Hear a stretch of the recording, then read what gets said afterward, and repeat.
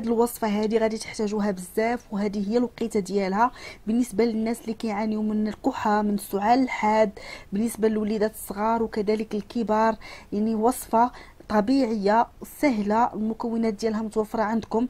الى عندكم يعني الكحه او السعال الوليدات ديالكم، غادي ديروا هذه الوصفه هذه، كتشافي وكتعطي واحد النتيجه، ومن اول يوم غادي يعني تحسوا بواحد الراحه، ديك الكحه كلها غادا تزول.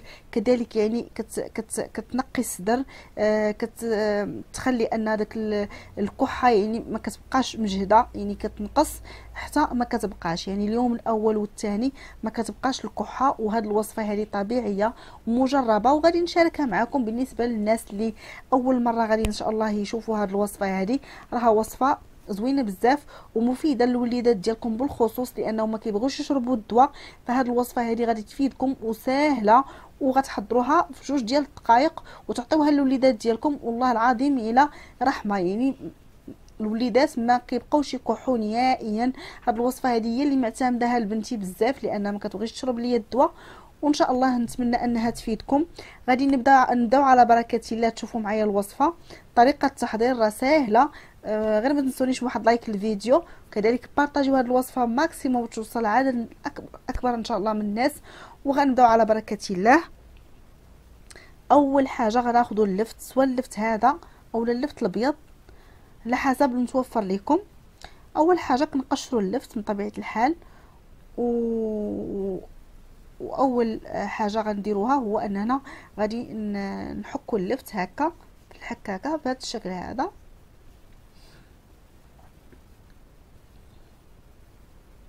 المهم كتاخذوا غير نص ديالها، غير نص ديالها راه كافي في هذه الوصفه هذه باذن الله. ان شاء الله غادي اي واحد دار هذه الوصفه هذه راه وصفه مجربه غديروها ان شاء الله. الا كان عندكم الكحه، عندكم الحلق ديالكم ضاركم بزاف، الوليدات ديالكم راه الكحه ما كتبقاش نهائيا، غير جربوها وان شاء الله غادي تهنوا يعني من الكحه. كناخذوا النص ديال اللفته وكنديروه هكا في واحد الكاسرونه بهذا الشكل هذا، وغادي نزيدوا عليه الحليب. الحليب كتزيدوا واحد الكاس ديال الحليب تقريبا، ولا كانوا يعني بحال هكا الوليدات ديروا غير نص كاس ديال الحليب، غير نص كاس كافي هكا يشربوا لكم هذاك نص كاس ديال الحليب ومزيان. هنا غناخذوا هاد اللفت مع الحليب غنديروه فوق النار حتى يغلى لينا الحليب، كنقصوا شويه وكنبقاو نحركوا حتى يغلى. دابا راه غلا كما كتشوفوا معايا بحال كيبغي يفيض، وكنحيدوه ومباشره كناخذوا داك الحليب ملي كيغلى مع اللفت كنصفيوه بهذا الشكل هذا كما كتشوفوا معايا.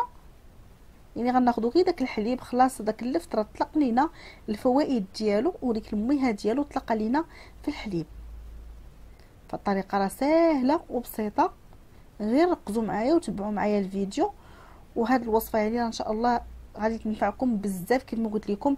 بزاف الوليدات اللي كيعانيوا يعني الامهات ديالهم معاهم يعني على حساب الدواء ما كيبغوش يتناولوا لهم الدواء. يعني شحال من وحده، يعني شحال ديال الناس يعني كيشريو الدواء الوليدات ديالهم ما كيبغيوش ياخذوا لهم الدواء.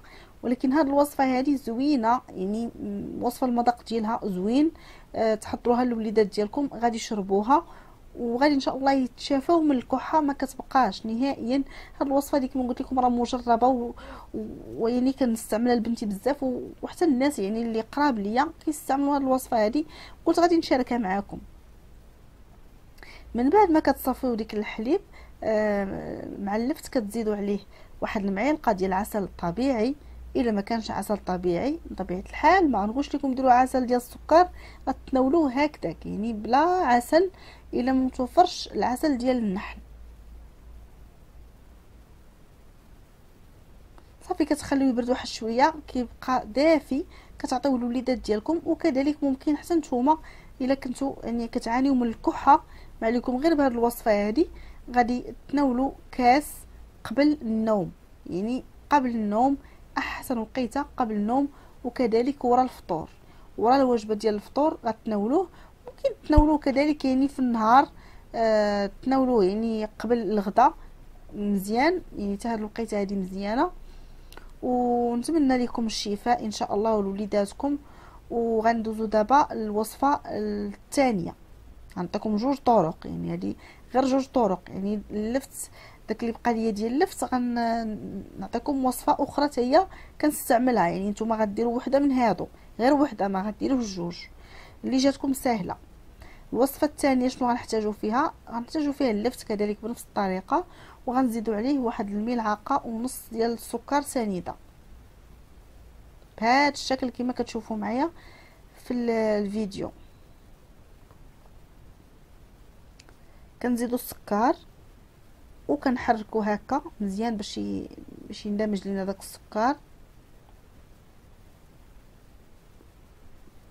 وكنغطيو عليه وكنخليوه تقريبا، يعني هو من احسن ديروه مثلا في الليل وخليوه لغدا ليه، ولكن الا ما كانش عندكم الوقت خليوه واحد 2 ساعات.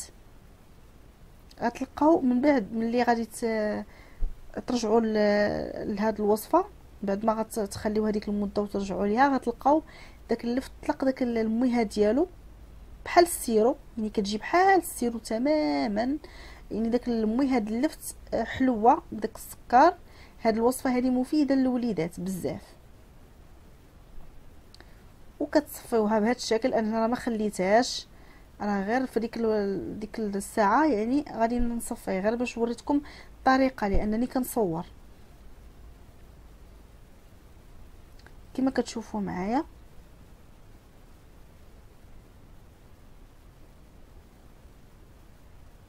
صافي كنصفيو هاد اللفت، كناخذوا هذيك الميها ديالو كتجي بحال السيرو، يعني كيجي سيرو ديال اللفت ممتاز بزاف للناس اللي عندهم الكحه، الوليدات، لكل شيء. كتبقاو هاد بالنسبه لهاد الوصفه الثانيه كتعطيو الوليدات ديالكم معلقه قبل كل وجبه، يعني قبل الفطور، قبل الغداء، قبل العشاء، وممكن يعني تعطيوها لهم حتى مثلا في العشيه ممكن تعطيوها لهم، يعني معلقه. يعني وصفه مفيده، ما عندكم لاش تخافوا منها ولا شي حاجه، وصفه مفيده وسهله وبسيطه ومفيده حتى للوليدات ديالكم. ونتمنى ان شاء الله الوصفه هذه تجربوها، يعني بالنسبه للناس اللي كيعانيوا من الكحه. وهذا الوقت هذا صراحه كنشوف بزاف الناس اللي مرض، حتى الوليدات حتى هما كيمرضوا مع تيخرجوا يمشيو للمدرسه، كيخرجوا من مثلا من المدرسه ولا من الترونسبور عرقانين، يعني كيضربهم البرد. حتى بنتي يعني كيوقع ليها بحال هكا. وهاد الوصفه هذه زوينه، ونتمنى لكم الشفاء والوليدات ديالكم. تهلاو ليا في راسكم بزاف بزاف، وفي امان الله.